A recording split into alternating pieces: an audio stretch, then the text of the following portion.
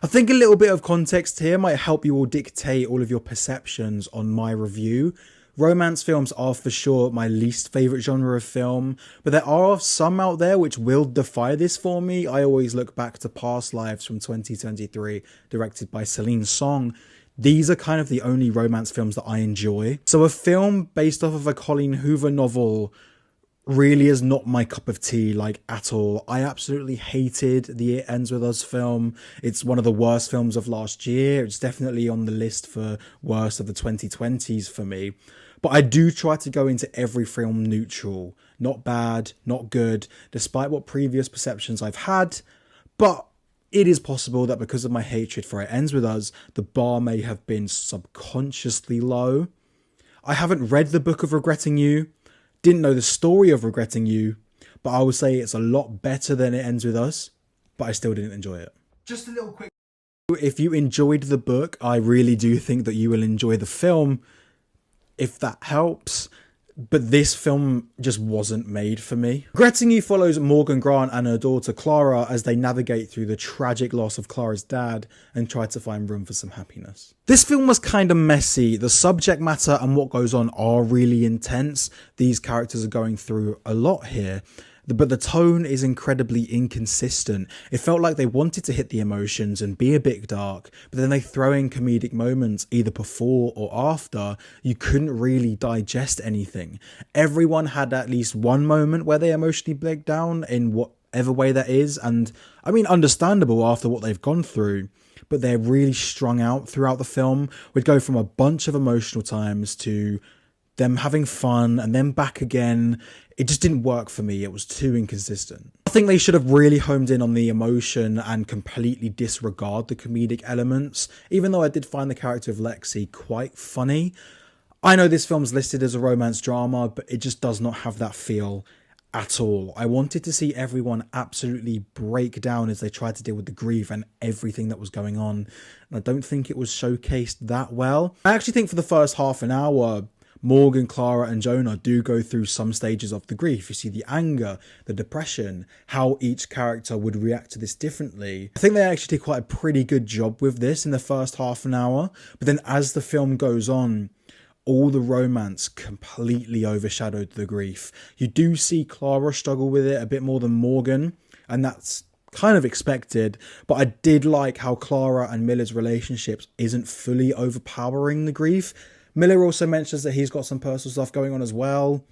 He talks about it. We don't see it. I would have liked to have seen that. I think it would have helped the story if we'd seen some of his struggles. But I wanted more from the grief from these main characters throughout the film. I found the acting quite a bit difficult to digest here.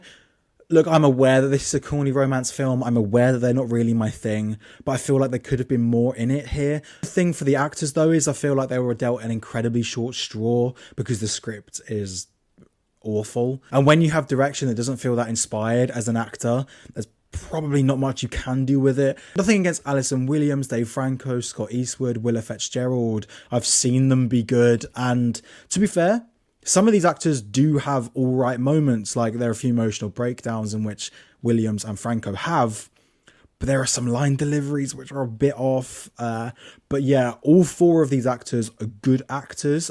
I just don't think this one is on them. Mason Thames was the best performance in this film. I thought he was good, playing that charming popular boy role quite well and showcased his versatility as an actor. I mean, Black Phone 2 came out last week, How to Train Your Dragon came out a couple months ago, and he's got Regretting You that comes out on Friday. Like, these are different roles. He does a great job with these. Also, don't buy for a second that Miller Adams is a popular boy.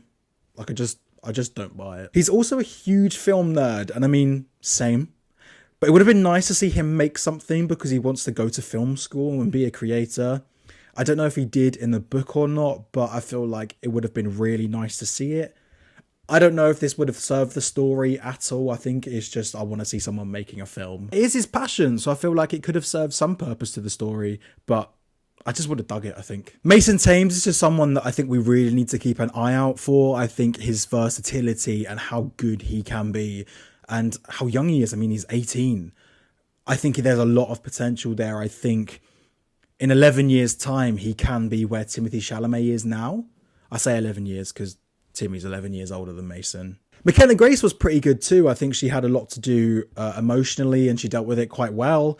I've always said she's been a good actress ever since 2017's Gifted, directed by Mark Webb. So I knew she would be good. Like every time she's in a film, every time Mason Thames is in a film, I think they are going to be good performances. They never let me down. Both have brilliant chemistry here, and I think it really complements the film. I just couldn't buy into this corny romance. I found it extremely predictable. But like I said earlier, if you like the book, I think there's a very high chance that you will like this film. And I love that for you all. And that's the most important thing. I think the film wasn't made for me, and that doesn't matter. Like, that's fine. But if the people who love the books love the film, that is the most important thing. There is an audience out there for sure which will enjoy this one. And I really enjoyed Mason Thames and McKenna Grace's performance in this.